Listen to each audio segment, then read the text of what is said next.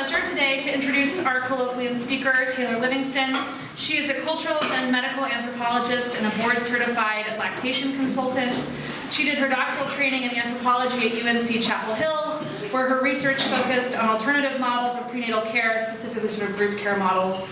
She is currently an assistant professor of the practice of anthropology at the University of Nebraska-Lincoln, UN's flagship campus, where she also directs the College of Arts and Sciences Inquire program, which is a special track for high-achieving undergraduates oriented towards the multidisciplinary amelioration of social problems. Her research focuses broadly on the cultural meanings of motherhood in the U.S., how social frameworks to support mothering and child rearing are imbricated in legacies and presence of racism and classism, especially in the American South, and how such processes shape and are shaped by shifting policy regimes. Her interdisciplinary and applied scholarship embraces community-based participatory approaches, employing both ethnographic and mixed methods, and she is in conversation with a wide variety of audiences, from anthropology to public health to biomedicine. Today, she'll be drawing us into the messy politics of breastfeeding in the contemporary U.S. Welcome, Dr. Livingston.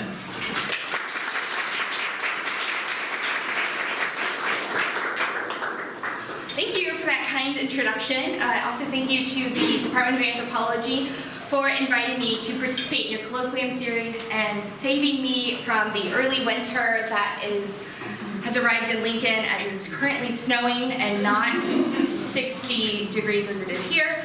And especially thank you to Dr. Kassabaum, Dr. Hope, Caroline Hodge, and Gianna Insminger for coordinating my travel. So today I want to just talk to you about breastfeeding, and I'll give you an overview and talk a little bit about my work. So I'm going to start with this picture. Does anybody have an idea of what this is depicting? This has turned into an art history talk. Yes! Failed breastfeeding. So this is actually Jacopo Taranto's painting of the creation of the Milky Way galaxy. So this is Zeus, and this is tiny baby Hercules, and Hera. So in order for Hercules to become immortal and to become a god, Zeus tries to have him breastfeed from Hera, who is sleeping. So Hera is not okay with this and wakes up to find Hercules trying to feed from her, and instead expresses milk that then becomes the Milky Way galaxy. So breastfeeding is not just most of humanity's first food or the world-making cosmology of the ancient Greeks, or just the inspiration for the name of our category of animal, Mammalia, because Carl Linnaeus was inspired to name us mammals because his wife was breastfeeding when he was writing his categories of animals, or what it means to be of a female body. But it continues to influence what we do with our bodies in public, what is acceptable and not, and how our culture thinks it's best to rear a baby. So I'm going to give you some background on breastfeeding historically, as well as sort of currently what's going on. I'm going to talk about breastfeeding in the U.S. historically to sort of understand how we got to where we got to today with rates of initiation and continuation. I'll talk about some public health campaigns to try to increase initiation and continuation rates, and then some tensions and controversies, particularly using my work with child care providers in Tampa, Florida. So, since the 1970s, lots of research has focused on the benefits of breastfeeding over formula feeding.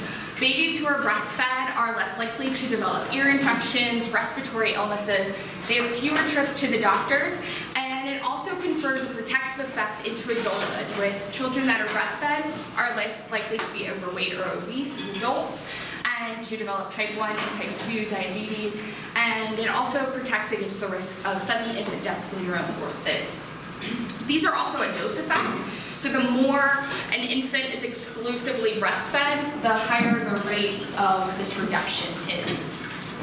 It's also beneficial for mothers, so it reduces the risk that mothers develop breast cancer and ovarian cancer, hypertension, type 2 diabetes, postpartum hemorrhage, postpartum depression. And there's some research, although the systematic review is conflicted, as to whether it confers a protective effect on heart disease and heart attack for women after being breastfed. So the recommendations for breastfeeding for how long infants should do it vary depending on the organization. The American Academy of Pediatrics recommends that children are exclusively breastfed for 6 months, and then mothers continue to breastfeed while introducing complementary foods for at least a year or as long as mom and baby are comfortable. Very few infants make it to breastfeeding for 1 year. The WHO has the same recommendation for the length of exclusive breastfeeding, but suggests that it be at least 2 years or as long as mom and baby are comfortable. The reason for about 6 months for exclusive breastfeeding is that infants have all of the nutrition that infants need is in breast milk until about 6 months of age. Fetal iron stores are sort of depleted by 6 months of age, and so it's really important that first complementary foods are high in iron, which is why you see a lot of iron-fortified cereals marketed as complementary foods, or the first foods that infants get.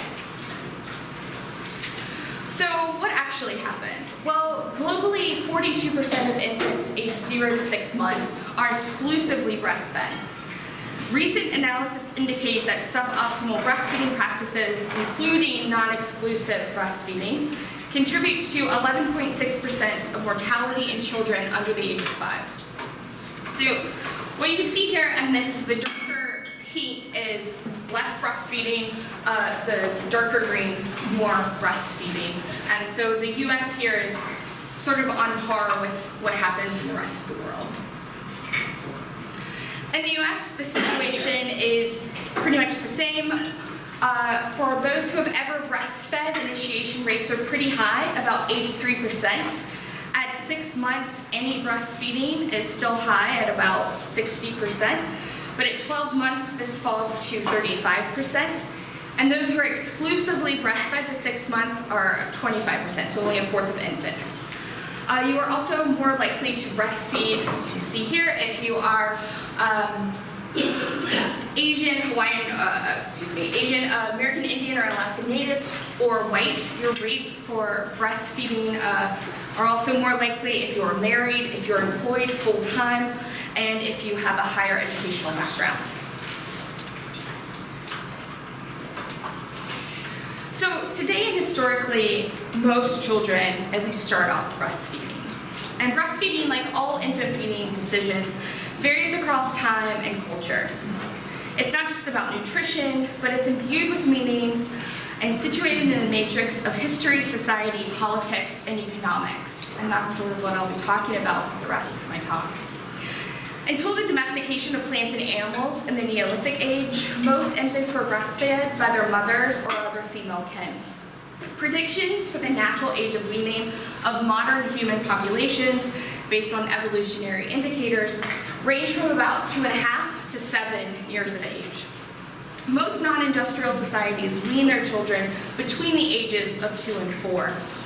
As I mentioned, most children in the US are weaned before 1 year of age. And the lengths of time that infants are only breastfed are unknown in the archaeological record, but it suggests that mixed feeding did take place, particularly in those communities with a history of raising animals for milk production. And these are actually pictures from the recent find, which was published in September, that were found in Bavaria, Germany, of these infant feeding vessels that would be filled with milk. And so you see here that one of them is actually in the shape of an animal. So they were thought to be something that would distract children, entertain children, and also feed children. And they had a professional potter recreate some of the finds. And one of the archaeologists had a child who was about 1 year of age, and they used that pottery vessel to feed the baby, and it worked beautifully, and the baby really enjoyed it. So you can make your own bottles from clay. And so what we see cross-culturally and these differences have to do with the age of breastfeeding, as well as the view of colostrum, the influence of marketing of formula of artificial infant foods are really sort of affecting how long babies are breastfed. So if we look at colostrum, which is that first milk product, it's really sticky, it's high in fatty acids. The biomedical view of colostrum is that it is liquid gold. It's considered to be very important for babies to get because it's so fatty, it helps clear out baby systems of meconium, which is that fetal poop, which is really high in red blood cell sort of debris. And so it's really important that gets out of baby systems, or else they could develop high bilirubin, which just means high breakdown of cells within their body, and jaundice as a result of that. But if you look cross-culturally, most cultures actually don't feed their babies colostrum.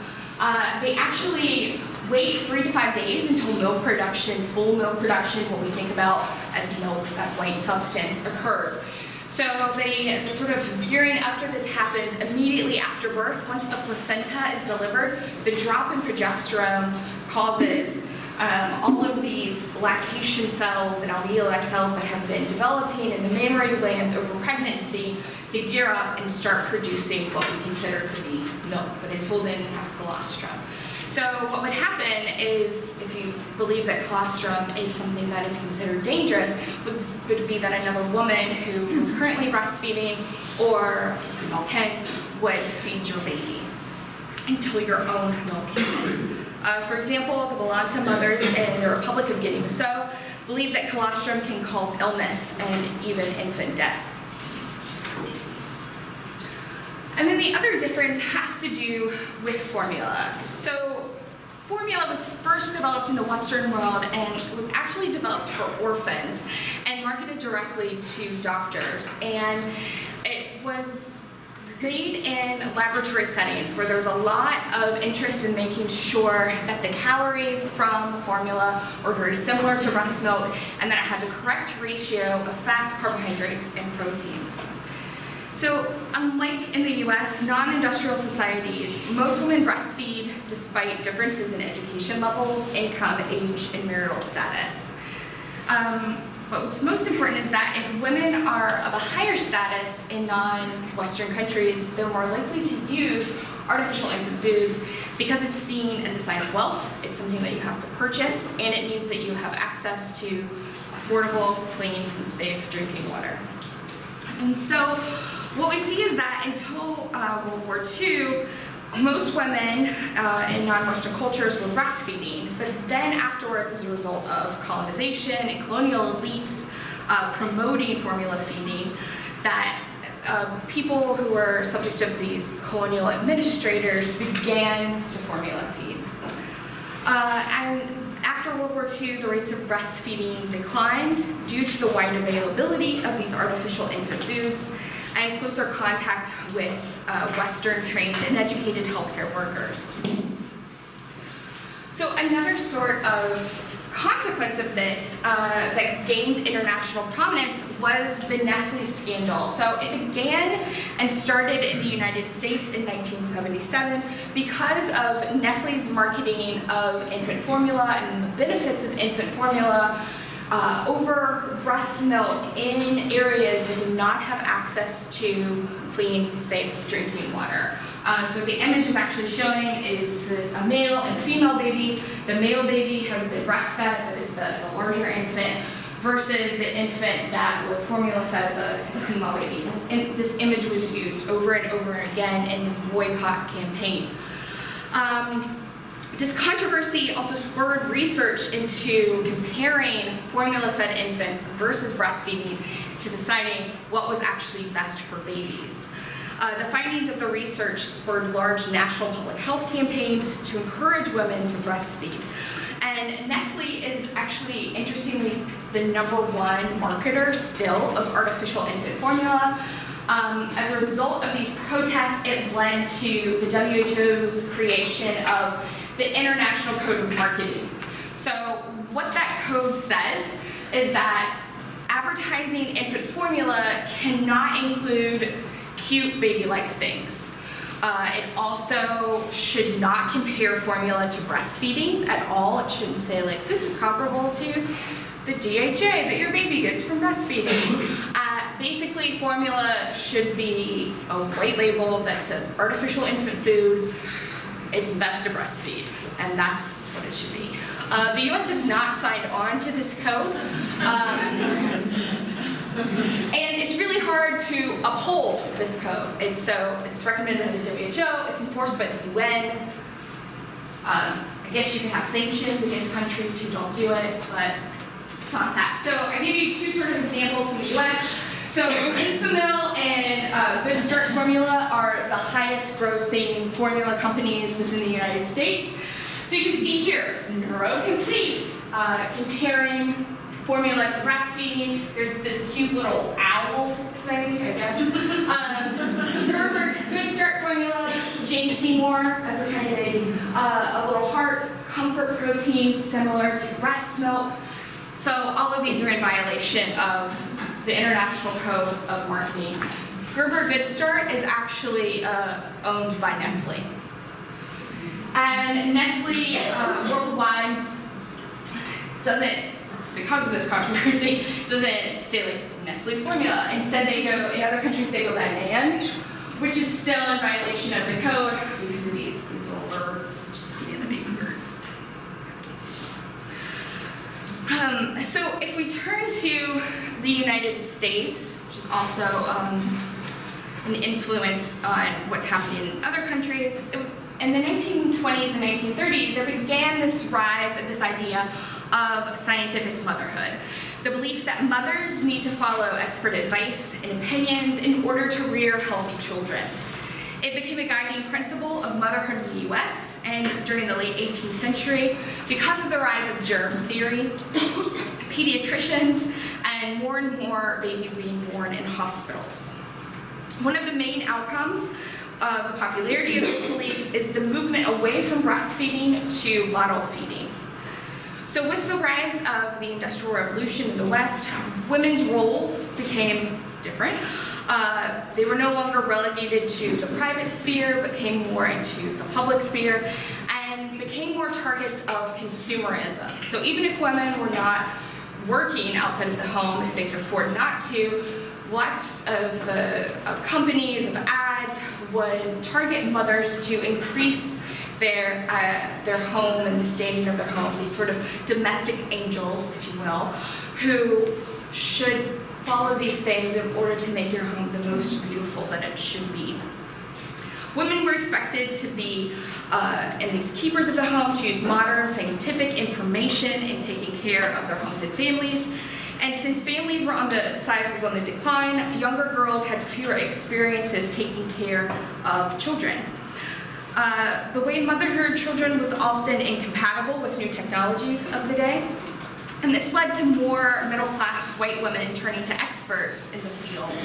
These women did not directly go to pediatricians, but instead they turned to magazine articles, advice columns, and books written by child care experts.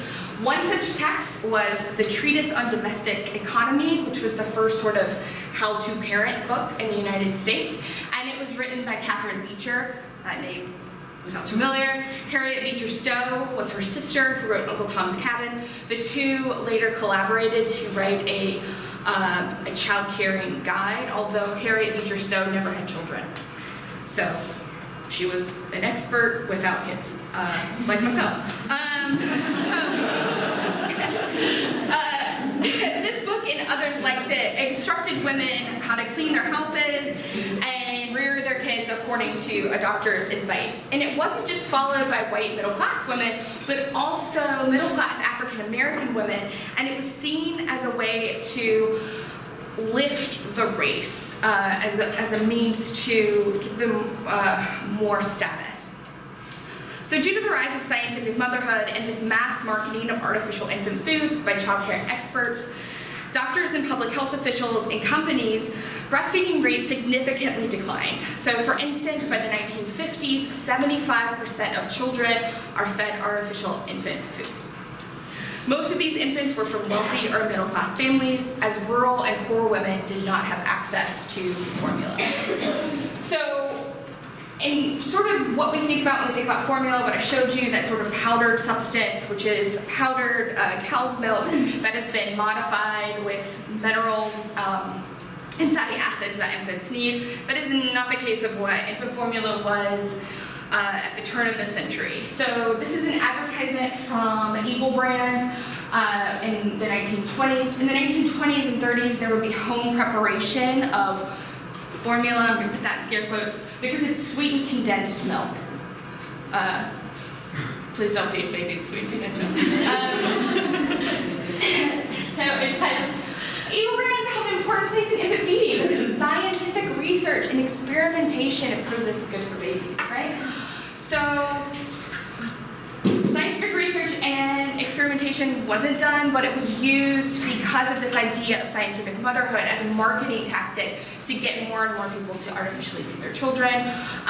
It was also preferred because you could measure how much an infant was taking in and keep them on regimented schedules throughout the day versus breastfeeding, which is easier to digest, so you have to feed in shorter increments, you don't know when you're going to feed, and you can't really measure how much an infant is taking in unless you're weighing before and after every feed. In the 1950s is when this sort of shifted to what we think of today as artificial infant foods. Karo syrup was also used as an infant formula in the 20s. So as I mentioned, another sort of influencing factor on this shift away from breastfeeding to artificial infant feeding was the rise of pediatricians. So doctors and pediatricians began to gain more authority due to their work lowering the infant mortality rate.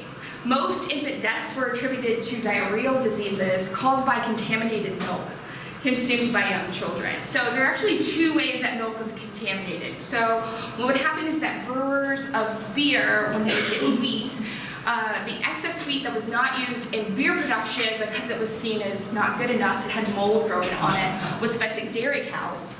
And the mold contaminated the milk that the dairy cows produced, and so it sickened infants. So if they weren't contaminated by that, then it was from the fact that if you think about where most dairy cows live, in the plains, it's having to come into these eastern industrialized areas on train cars, which are not refrigerated. So they're exposed to the open air, they're exposed to flies, and by the time they got to cities like Chicago, was really a big city for this in campaigns, it would actually be gray milk and curdled. So what they would do is they would add chalk into the milk and stir it to give it that white color. Yeah. So as a result of this, pediatricians, which for once, if you were like the lowest member of your medical school class, you would be a pediatrician, really gained prominence and became a highly desired and remunerated field, is because they promoted these milk tents that would be set up throughout cities where this dirty milk would be taken and it would be pasteurized. So you'd see campaigns like the one in the background, don't kill your baby. So mother's milk is best of all, but you can also get this clean and cold milk. Don't feed your baby this dirty milk or teas or this Karo syrup that we're getting.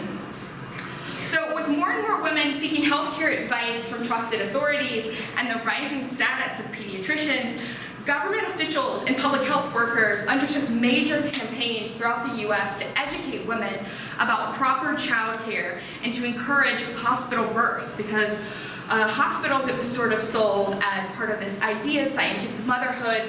They were state of the art, they were using new technology, and they were far cleaner than what you would get with these quote unquote dirty midwives, which is not the case at all. Because if you look back sort of epidemiology, using epidemiology as to hospital births, infants were far more likely to die than they were at home births because physicians were not washing their hands, and midwives were. So what we see is that the Children's Bureau, which was started in the 1910s, and it actually sort of still exists today as the Maternal and Child Bureau, as the part of the Division of Health and Human Services, they began to send out these public health campaigners with these pamphlets throughout regions of the U.S. to encourage even rural and southern women to deliver in hospitals and to follow this advice of scientific motherhood, of how best to feed a baby, how to care for a baby, and how to care for your home. So these new public health campaigns began to encourage formula feeding over breastfeeding, as doctors preferred formula feeding because it could be measured and babies could be put on this regimented schedule of when they should feed and when they should not feed. In addition to these publications, we also see the use of classrooms to instruct in motherhood, as the rise of domestic science courses, or home ec courses, began in the 1920s, which were often mandatory for girls and continued to be required throughout many decades. So this all starts to change. Oops, did you there you are. So this all starts to change in the 1970s because of one organization, the Letdowns organization, and the work that they do. And also, at the same time, the second wave of feminism and activism around sort of being more natural and sort of returning to nature, and this rise of sort of associating women and women's bodies and the sort of control of women's bodies with the control of nature as part of that subsidiary of the second wave of feminism. So we see more increased breastfeeding as a result of that, and also more research going in to understand breast milk and the qualities that it has, and if it is best for babies than this artificial infant food. So the Leche League International was created in 1956 by these housewives who lived outside of Chicago, 7 of them. It's called the Leche League because they were not allowed to say the words breastfeeding or human milk feeding in the newspaper. It was taboo in the 50s. They didn't want to say nursing because they thought it would mean like nurses who were associated with the medical field. So instead, they're all Catholics. They actually name the organization after the Virgin of Plentiful Milk and Speedy Delivery, and the statue in St. Augustine, the Spanish name of it. The Leche League is actually the second largest self-help organization in the world. The first is Alcoholics Anonymous. So the Leche League becomes exceedingly important because there's this massive loss of knowledge about how to breastfeed. So it's natural that a body after birth produces milk. After that, all bets are off. You have to learn. You have to make this negotiation, and you and the baby have to learn how to do this thing. So we don't have that knowledge for generations because of the rise of pediatricians, the marketing of infant formula, and the importance of scientific motherhood. So what these women do is they create these self-help groups where moms who are pregnant or are newly delivered come and learn how to breastfeed. And this actually gives rise to the certification that I have. International board certified lactation consultants grow out of La Leche League leaders who have been leading groups for years, beginning in the 1980s. So as a result of that, and all of the public health research that's going on, unfortunately, breastfeeding rates are still not rising. And so we get to the 2000s. And in the 2000s, the Ad Council and the Office on Women's Health, as well as the Department of Health and Human Services, really put a lot of money and effort behind increasing breastfeeding rates. It becomes a 2010 development goal. And the first of these are the sort of ad images that you see on your left with the thing that you open your ears with, and the 2 ice cream scoops. And these ads, well, the print ads look like they were developed by 13-year-old boys, but what you can't read is that it says breastfeed for 6 months, help reduce your child's risk for ear infections. And this says the same thing. It kids up, help reduce your child's risk of obesity. Babies were born to breastfeed. And the commercials that sort of go along with these were particularly problematic because one of them showed a pregnant woman going into a bar and after consuming all of this beer sort of almost falls off of the stool with her pregnant belly. Another one showed a pregnant woman riding a mechanical bull. And it said, you wouldn't take these risks while you were pregnant. Don't take these risks after you give birth. Babies were born to breastfeed. And they received a lot of public backlash because the women using these commercials were black women. So they're contributing to this cultural stereotype that we had of the bad black mother who is doing things that aren't in the interest for her child. So as a result of that, the ad council scraps these ads. It's a multi-million-dollar campaign. Ad council ads usually go on for years and years and years. Think about Smokey the Bear. Think about this is your brain on drugs. Totally scrapped after 3 years. So they try again in 2013 with the creation of the It's Only Natural campaign. This campaign is solely targeted at African American mothers to increase rates of breastfeeding. So it features videos and guides that show and normalize the fact that black women breastfeed, and also offer tips and tricks for new mothers. So,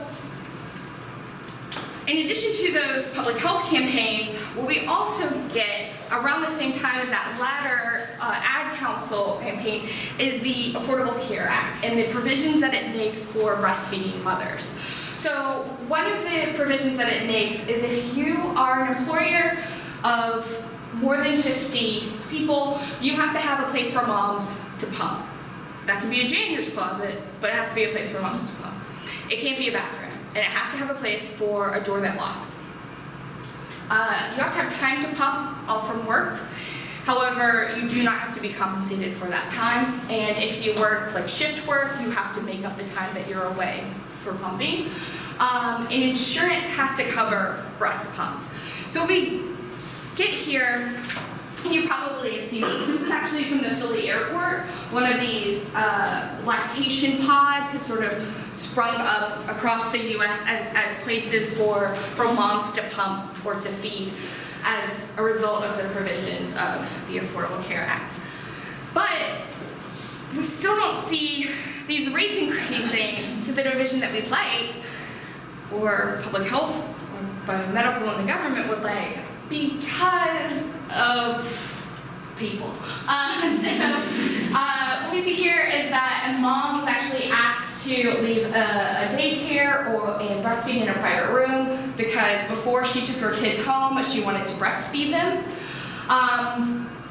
Breast pumps are not allowed into prisons, so women who work in prisons were having to smuggle them in because breast pumps aren't clear, and so they can't be brought into prisons in case other things that are illegal might be brought into them. Famously, last summer in June, the U.S. refused to endorse a World Health Organization statement that breastfeeding was best for babies, and countries should do all that they can in order to support lactating mothers. In New York City, this is what the image is at the bottom, a mom was arrested for pulling over into a loading zone and given a $115 ticket for breastfeeding her child. Bombs thrown on public pools. This happened, the mother claims gave her a retaliatory ticket at Philadelphia Airport. That actually happened on October 4th, so earlier this month. And probably my favorite controversy that you see sort of on a weekly basis is that Victoria's Secret often is known for kicking women out for breastfeeding. So it seems that breasts are okay in a sexualized sense, but not okay in a feeding sense. And then what this pie chart is showing you is the Center for Work-Life Law at the University of California reviewed breastfeeding legal cases. So women who have challenged their companies for not upholding the policies that were made possible because of the Affordable Care Act. And what they find is that those who face discrimination are actually more likely to lose their jobs because of the lawsuits that they're filing or the complaints that they filed. They also find that due to an unintended legal technicality, 9 million women of childbearing age are not covered by the provisions of the Affordable Care Act, including kindergarten teachers to registered nurses to farm workers. For even employees who are covered, technicalities make that provision to have break time unenforceable for the average worker. And though the Title VII of the Civil Rights Act now prohibits employers from firing, harassing, or retaliating against workers for breastfeeding, as the pie chart shows, most of those who challenged it were actually fired from their jobs or forced to resign. Many states have filled the gaps left by this federal law, but still 27.6 million workers nationwide are left without the basic protections needed by breastfeeding workers: break time, space, and the right to receive reasonable accommodations needed to stay healthy and continue to breastfeeding. Also, one of the things that has emerged for low-income women is this tug-of-war between Medicaid and the Women, Infant, Children program. So the Women, Infant, Children program is part of the Supplemental Nutrition Act. It's for pregnant women as well as women who have children that are under 5 years of age. So it provides things like fruits and vegetables, cereals, peanut butter, 100% whole juices, actual juice, and as well as milk. And it also provides formula to mothers who choose to formula feed. So for women who wanted to breastfeed in 2010, as part of this larger push to get more women breastfeeding, particularly low-income women, the WIC program began to offer pumps to women. But in order to get a pump, you had to be employed full-time, and you had to be pumping for at least a month. So I have no idea what you're supposed to do while you were working and breastfeeding for a month until you got a pump. Maybe using a handheld pump, what's in the picture there. And there were always a shortage of pumps. There was always a wait list for women that needed them, and you could only have them for a 3-month period before you had to bring them back, go on a wait list, and see if you could have them. So that has changed a little bit since then, but there's still a shortage of pumps. What happens because of the Affordable Care Act is WIC says, well, it's Medicaid's problem now because Medicaid provides insurance. And Medicaid says, nope, you take care of the feeding stuff, so you have to provide pumps. And that issue is still unresolved as to whether pumps are covered by Medicaid or WIC. So compounding all of that is the sexualization of breasts in our culture. So breasts are used to sell everything from Oreos to perfume, and seeing sexualized breast is not something that we find cross-culturally. In fact, most cultures do not sexualize breasts. So with all of this information, the question really becomes, when and where is it okay to breastfeed? How are you supposed to uphold these guidelines and recommendations if you're not allowed to produce human milk at work or to breastfeed in public? Well, I think a better question would be, where is it okay to be female body? So the male body is the public norm. So since the days of John Locke, a sort of public individual has been seen as having a male embodiment. So if you think about public bathrooms, so public bathrooms were first created during the Industrial Revolution, first in Massachusetts, because female employees needed to be protected from men, so you couldn't use the same bathroom as men, and they needed to be treated to a home-like environment atmosphere, since they were naturally more comfortable in this private sphere. And so we see, if you think about public bathrooms, there's always a line of female bathroom. There are urinals and stalls in men's bathrooms, but there's only stalls in female bathrooms. Why is that? Well, designed by men. And even thinking about the disposal of menstrual products in public bathrooms. You have a separate little trash can, if there is a trash can, and there are certain regulations that you have to do. My favorite one has been, that I saw, was in the Greenville-Spartanburg Airport in South Carolina, and it's a bag that has a warning that says, menstrual blood is blood. Take precautions. Dispose of it in this bag. I've never seen that before. I looked into it. No one has has done research as to whether or not, maybe it's next project, no one has done research as to whether or not you can get any diseases from menstrual blood. I found nothing about that. It was not a warning from the CDC, WHO, nothing. I found nothing. So also if you think about temperatures, so of workspaces. So the fight over office temperatures, whether it's too cold or too hot, temperature design, I don't know if it's like this here, where it's controlled by a central office. It's actually calibrated for men wearing suits. So if you think about women in the summer wearing dresses versus a man wearing suits, and also females are better able to regulate their body temperature because of your breast. You have these fatty deposits on the front of your body which maintain heat and warmth, so you're able to regulate your body temperature more. And so we'll also have some thoughts from feminist scholars on the maternal body. So for centuries, a female leaky body was portrayed as uncontrollable and something that needed to be contained, something to be feared and managed. It's a threat to what's clean and proper. If we think about menstrual blood taboos cross-culturally or found in the Bible, or in this case, breast milk, and the accommodations for breastfeeding mothers.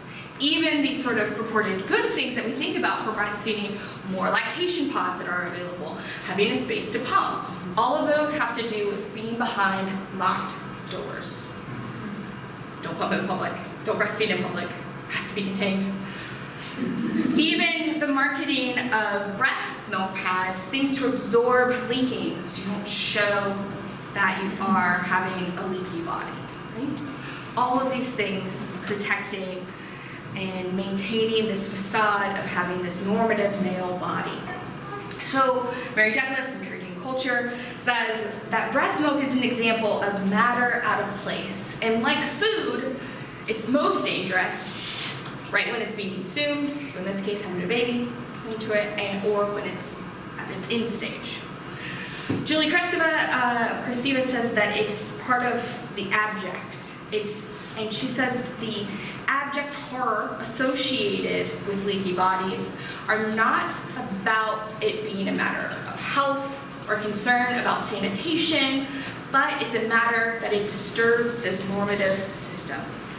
Iris Marion Young specifically deals with the matter of breastfeeding and throwing like a girl, and says that the problem with breastfeeding is that a nipple can't decide what it wants to be. It's either a sensual mother or a sexualized beauty. It's this Madonna whore complex that we see throughout. And she said that we can often see this manifestation because if you think about images that are blurred out of breast, what's blurred out? The areola and the nipple. So this tension between supposedly being this sexual feminized being or being this revered mother is something that was really manifest in work that I did on breastfeeding-friendly childcare centers. So one of the things that I'm talking about when I talk about this tension has to do with when you just sort of Google image breastfeeding. And what you see is images of women in home environments. There's a couch in the back of this one. This woman, the larger one, is in a home state. So the image on your left is from a Time article about the Trump administration's decision not to support the World Health Administration's proposal to protect, promote, and support breastfeeding. The second image on your right is actually from the Office of Women's Health. It's only a Natural Campaign website about what women are what you can do in breastfeeding. Apparently that doesn't involve working. And includes things on the list such as cooking and cleaning. Both images show a breastfeeding woman decidedly not in a public space. She's in a private space with a comfy couch or topless with her baby. She isn't working or breastfeeding the baby on her lunch hour. The image on the right even includes a cover-up. These images and the cultural messages they represent suggest that the only place a woman should be feeding her child is directly from her breast, is in the comfort of her own home. This is represented in the interviews with these child care administrators. So one of the things that we were looking for when we began doing work with these breastfeeding-friendly child care centers. So The Surgeon General's call to action from 2011 also includes this call that childcare providers are the sort of untapped resource to promote breastfeeding and to help support breastfeeding mothers meet their infant feeding goals. And also because 1 in 5 women has a child under the age of 2 in childcare, and about 25% of mothers go back to work after 2 weeks after having given birth. So 11 states, as a result of this, have implemented these breastfeeding-friendly childcare policies where one center can be designated as being breastfeeding-friendly. Some of these are subject to state regulation, and some of these are left to the county level. So your state actually doesn't have one of these programs. So in Florida, looking at that, these are all self-reported programs. So in Florida, to be recognized, you have to check the boxes that you have an atmosphere that promotes and protects breastfeeding, you help moms continue to breastfeed, you feed babies on cues, and your staff is trained in breastfeeding. And if you send it in, you get this decal that you put on the front of your child care center that says breastfed babies are welcome. So the work that we did was that we randomly selected licensed child care centers, and we conducted interviews with 28 child care center administrators, and we surveyed their staff members. So what we found is that all of the administrators being interviewed said that breastfeeding was best for babies. They all mentioned things like breastfeeding was like an immunization for babies, that they were able to get antibodies from the mother's milk, that they noticed breastfed babies were healthier and sick less often than formula-fed babies. And even the survey data, they're saying that they provide an atmosphere overwhelmingly that promotes and supports breastfeeding. But the problem emerges when we sort of ask questions. So one of the questions that we asked was, what happens if you have this child, who we call Devin, who comes in 6 months old and wants to breastfeed, mom wants to breastfeed? What would the reaction be? Well, this one woman said, well, she would have to use a cover. So we said, well, what if she wanted to breastfeed without a cover? Well, there's a concern because we have other parents coming through this child care center. Mom, we saw this, and so we would ask her to cover up. She could come in to breastfeed. She could be in a chair, turned towards the wall so the other kids don't see it.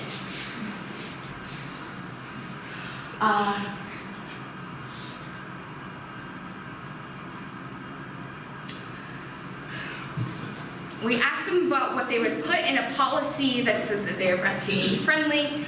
Other than don't get up and half naked and dance around our room, I don't know. As long as she's not walking around school with her breast hanging out.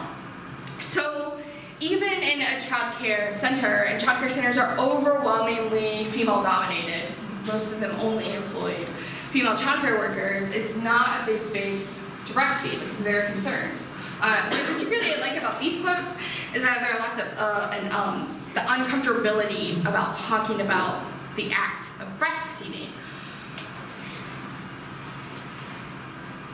And so what we really see here, and one of the things that I'm really interested in, is this discourse that the breast is best for over 50 years for all of these biomedical reasons, that breastfeeding is best for infants and mothers, and it's seeped into our culture. As I mentioned, these childcare workers overwhelmingly mentioned breastfeeding was best for babies because fewer ear infections, immune benefits, all of these things. But then we have an opposition to the symbolic meanings associated with female bodies, and the first food of breast milk. These are compounded with our political and economic system that doesn't support breastfeeding mothers, but it continues to shape breastfeeding initiation and continuation rates in the United States. So one way to think about how do we change this is to think about changing these structures, but also shifting the narrative. It seems that for 50 years, biomedical and public health resources have said if we just evangelize enough about the benefits of breastfeeding, people will change their behavior. That is not working. So we need to figure out what are these turning points that women are experiencing on their infant feeding journeys, and women of various social locations. How is it that these laws, childcare, attitudes, how do they manifest in these women's lives? And how is it that we have such high rates of initiation at about 86%, but for continuation rates for 1 year, for the American Academy of Pediatrics recommendation, we see that only 24% of women are actually meeting these goals. What's going on here? And so we can look and see what women need in order to actually be supported in meeting their infant feeding goals.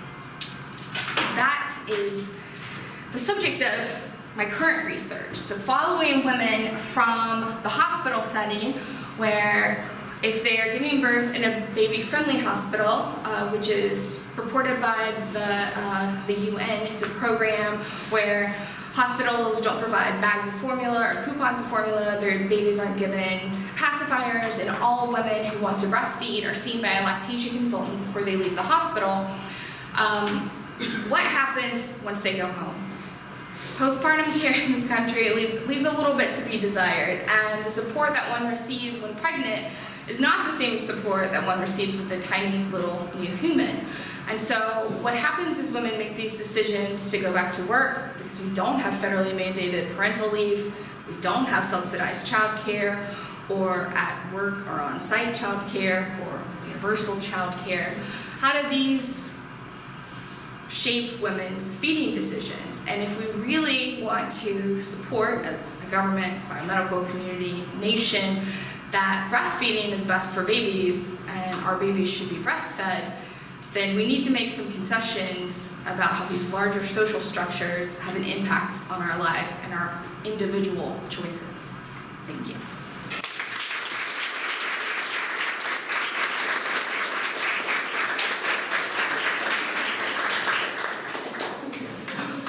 We definitely have some time for questions. Anyone want to start us off? Yeah, sure. Thank you so much for your talk. So over the course of your talk, you do a really lovely job elucidating the tensions between individual mothers on the one hand and the governmental, bureaucratic, institutional forces on the other hand that shape a particular narrative around infant feeding. And I'm wondering if you can talk a little bit about the mother-to-mother social relations. And I hear a lot from my friends who have babies, and from just sort of like our cultural discourse more broadly about mom shaming and the kinds of interpersonal dynamics that take place, not on this bureaucratic individual scale, but between mothers. And I'm wondering if you can speak a little bit about that. Right, yeah, so there's a lot, well, I mean, moms are blamed for everything, and there's a lot of ideas about how all babies should be breastfed, you should be breastfeeding, so what happens if you don't decide to breastfeed, and the shame that goes along with that, you're not a good mom. And I think that is something that is really, really important, particularly because I don't think it's explored as this sort of people are making decisions because of the impact of these larger social structures in which we all live, and not based on individual choice. Any choice is a constrained choice.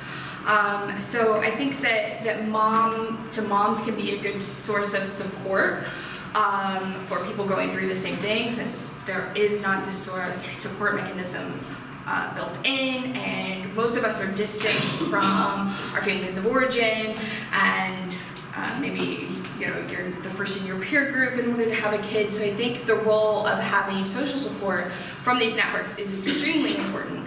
I think the idea of being a good mom means that you breastfeed is one that needs to be problematized, and to acknowledge that there are reasons that people are making the decisions that they're making a decision. And it also is further compounded by narratives in our culture. So the cover of Time magazine in 2010 was this picture of this like beautiful svelte model, she actually was a model, breastfeeding this 3-year-old toddler. And he was made to look older than what he was. And the caption says, "Are you mom enough?" This idea that in order to be a good mom, you have to do this long, sustained breastfeeding. Although, I would say there is a counter-narrative to that, that if you are breastfeeding a 3-year-old, you are not going to be given a reputation as being a good mom. That's seen as way, way too long. Other anthropologists have also explored these peer networks and helping people make their infant feeding goals through the sharing of human milk. So, yeah, I think peer networks are pluses and minuses, as are most things. So I wanted to know if you, so of course, like the story that you tell about the midwife, which through by racist practices and racialized practices, right, get displaced and marginalized and even criminalized, right, around the country, and it's mostly, women of color and Native women and things like this. And so I'm wondering if in the research, as a part of like, the alternatives, on the one hand, like obviously there's re-networking between Latino and Native American and African American women with rivalry practices emerging, right, in contrast or in collaboration with modern obstetrics and pediatrics. And so is this something that comes into the research, and also if there's any institutional relation with these kind of practitioners that are recovering or becoming more visible and ongoing this as having resisted this modern science? Yeah, so there are large social media campaigns. There's a very large Black Moms Do Breastfeed is a huge Facebook group that women are encouraged to post pictures of themselves breastfeeding, even though Facebook has a policy where you can't post a picture of you breastfeeding if it shows any part of the boob. So, yeah, just forwarding sort of that networking. I'm most familiar with the African American community's sort of support groups for that. Mocha Moms is sort of the African American version of the La Leche League, where it's about supporting Black mothers in their infant feeding journey and providing the knowledge of how do you do this thing and how do you and your baby work out feeding. So there are some of those things. I would say the institution, so there are some lactation consultants, the field of lactation and lactation consultants and certified breastfeeding counselors are it's fairly an older white woman field. That is somewhat changing. There are organizations that are working to provide the Carolina Global Breastfeeding Initiative at UNC provides scholarships for women of color who want to become IBCLCs or certified breastfeeding counselors.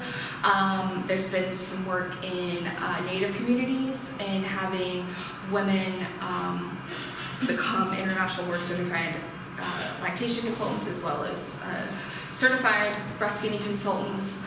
But I think overall, that's sort of a grassroots thing, not a very large one. So the Carolina Breastfeeding Global Breastfeeding Initiative, they just received a massive grant from the Kellogg Fund as well as the Duke Fund to start breastfeeding programs at historically Black institutions. So hopefully with these minute changes, there will be this sort of force that comes there. But as for right now, I'd say that the implicit biases and racism that we see in healthcare encounters, that very much carries on to lactation professionals. Thank you so much for coming. Very good, ladies. I am coming from a different angle. I'm actually a breastfeeding mom of twins. Oh, awesome. And I study women in Haiti and bodily practices, so this is a part of it. I guess what I wanted to emphasize is or kind of like bring up is how conflicted the messaging is, and how that you really brought it home with the childcare, the way that people can have really conflicted messaging about like this is welcome and we love it, but you can't really do it here. And the way that extends to the medical community. My kids were in the NICU, and even with lactation consultants, we were repeatedly told just down the street not to breastfeed in the NICU, to cover ourselves up. And at the same time, to breastfeed, to pump. Like, there's so much messaging that's all extremely coded in emotional language that makes it really difficult to navigate that sphere. And I think that really changes how choice is framed and how we think, like how, for example, me as a white woman, how my decision got framed as a choice, as something that I made from like an educated position, like to breastfeed, and how other women were not, especially the disproportionate amount of women of color who end up in the NICU, how they are not framed as making an intelligent choice or about the feeding habits, and how all of that just gets skewed. That was just a shocking experience, which I'm sure you know all about. Anyways, I don't know if I just wanted to, I mean, part of my question with sharing that is like, what your take is on this when, for example, the kind of work that I do in Haiti has to do, there's a lot that I worked in terms of disaster relief and the centrality of breastfeeding campaigns after disasters. And given how emotional of an experience it is and how conflicted the messaging is, like what's your take? You've hinted that you don't think that breastfeeding is the only, or you've hinted that breastfeeding is an extremely cultural choice. So I'm just curious as to how you justify that as a lactation consultant and then these. Wear my anthropologist hat. Yes, so I think that we are lucky enough to live in a country where we have most of us, although, you know, we think about places like Michigan and where having access to clean, safe drinking water is something that most of us take for granted. So artificial infant foods are a viable choice. I think in disaster, more and more work is being done to promote breastfeeding, particularly in areas like Haiti, as you mentioned, where there aren't natural disasters, although, you know, we know the effect of oppression and systematic choices that are made that affect where natural disasters occur. And the importance of that because of not having access to safe drinking water. So a lot of work is being done around that issue. Anjali Palmquist, she actually presented to the UN Security Council about the importance of promoting breastfeeding during disaster and also having lactation consultants on the ground to do relactation and to help with that, even if women have decided to formula feed to help provide a safe infant food. Go ahead. Okay, so I am no longer a breastfeeding mother, thank God. One of the things that struck me when I had a child, etc., and in your talk, is the way that this entire discussion is presented really through this technological light, right? Like, so you have the beginnings of scientific motherhood. Even with breastfeeding, there's much more attention on pumping, right? Like, all of the legal attention, all of the state attention is about not actually breastfeeding, but about like sticking something like to your breast and like pumping out milk and then giving your child a bottle. And so I'm just sort of interested in this way of kind of representing this practice and what's going on and what does this have to do with the larger story. Yeah. So Dr. Wu and I were talking earlier about this switch in the literature from, say, breastfeeding to human milk feeding. And so the pros of that is to take into supporting chest feeding of trans men.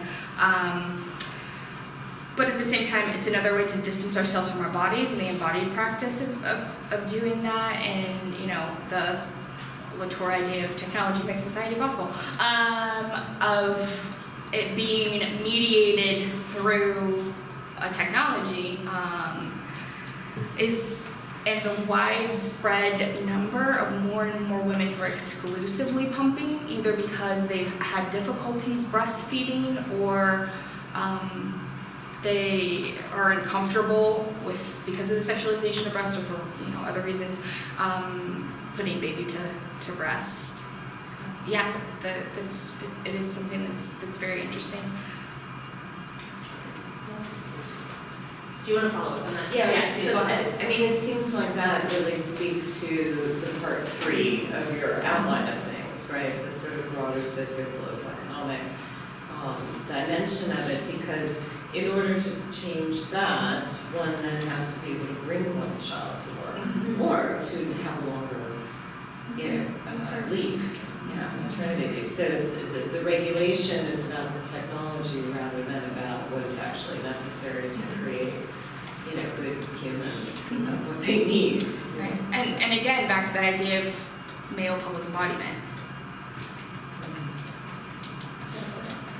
I really enjoyed the sort of the section where you talked about the tension between the breast as a sexual object and sort of the breast as a feeding, right? And you made kind of a comment at one point that the breast being a sexual object is actually quite unusual if you look sort of cross-culturally. This might be beyond some of your research, but do you have any idea of why, when, how? I mean, is that sort of the development of sort of the breast being sexual? Is that making sense to you? I mean, do you have any sense? So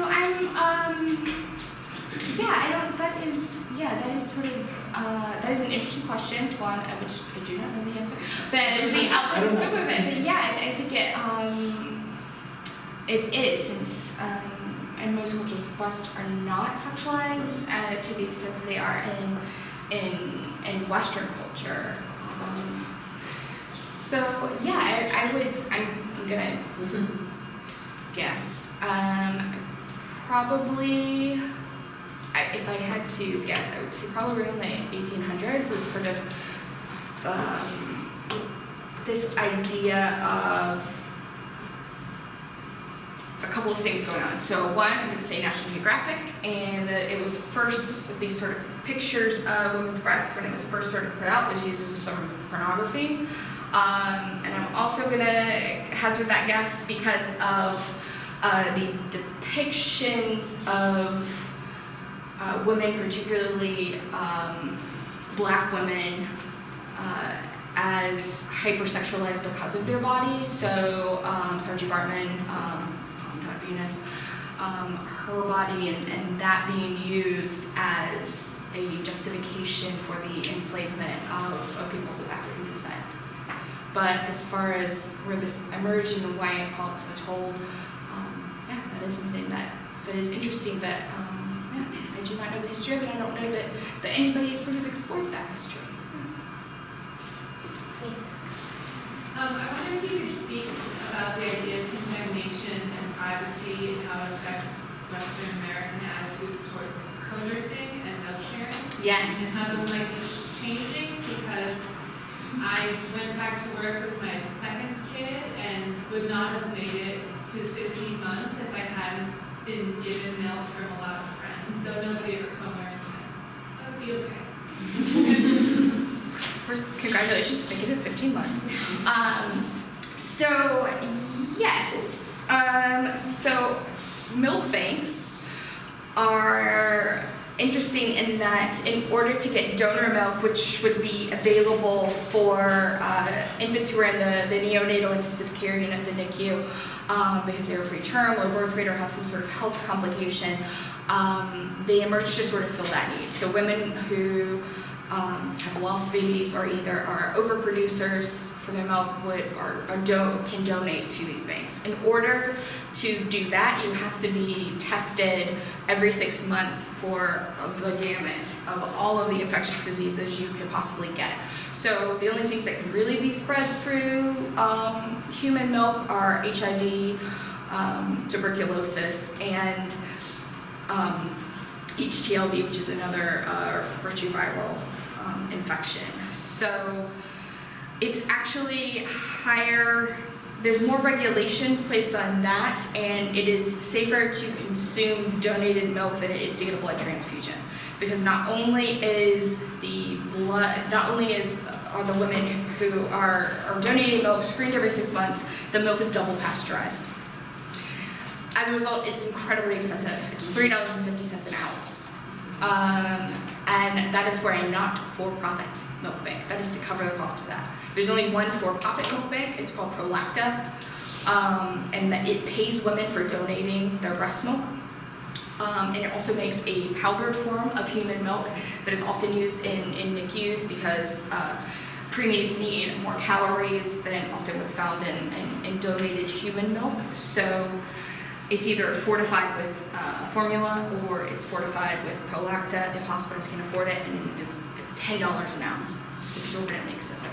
So because of those regulations and how hard it is to get donor milk that is really solely reserved for critical care infants, these informal networks of milk sharing either through friends like you did or through social media on Facebook and connecting with women who are comfortable sharing their milk have emerged, and there is lots of good work on that. Angelique Palmquist, her previous project was on human milk sharing and these informal networks. Also, there is a book on that called, it leaves my brain. So it's Liquid Gold is the title of the book, on these informal networks of milk sharing. And I think it, so the biomedical perspective of that is that it is a bad thing because it is unregulated and it can pass pathogens. And working in a hospital setting, they always say, I wouldn't share milk with anybody that I wouldn't share a toothbrush with. I don't know if I would go that far, but I think it's becoming more and more common because of what you mentioned, the pressure to breastfeed, because of these messages that breast milk is best because of these nutrients. And I think it is a harkening back to sort of kin networks that have broken down because of globalization, and I think also is something that is really interesting also because is it the thing that is beneficial or is it the act? Because when a baby is feeding from the breast, the saliva and all of the pathogens that are in the saliva are then getting back to the mother, and the mother's body is making antibodies in response to those. So if the next feeding, the baby will have immune properties for that. So if you're sharing milk, is your baby getting those protections, assuming that they're in the same environment as the person whose milk you were sharing? So did we work on sort of diversity of gut bacteria with milk share babies? No, not that I know of. Most of it has just been sort of cultural work about why women would want to do this. So analyzing human milk and analyzing the sort of gut flora of the babies and swabbing their saliva, I think would be an interesting project. Just as a footnote to that, it's interesting to me when my wife and I were doing research with an indigenous community down in Brazil, that we observed these kind of circles of breastfeeding. So a couple babies will get passed around, and it's a great social occasion for the women who got to hang out together and talk and so forth. And babies were experiencing lots of different forms of breast milk and pathogens and whatnot. So I don't know how widespread that is, but it was certainly prominent in the community we were in. Any other questions? Yeah, go ahead. Hi, thank you for this really lovely talk. I had a question that I actually thought of when we were discussing your experience with this menstrual pad or menstrual product, the sewing station, and kind of these thoughts surrounding menstrualhood. I have a family member that owns a daycare facility, and working there growing up, I overheard her make these comments about nasty breast milk as compared to hormone milk, because she would have these mothers that would come and give it to her to eat to the babies throughout the day. She would make comments about the smell and just these bodily reactions to it as compared to formula. And I'm just curious, because that seems to be almost at this direct contrast as you spoke as, the best way to, a good mother is a breastfeeding mother. So I'm just wondering if you can discuss that, if you have any thoughts on that regarding,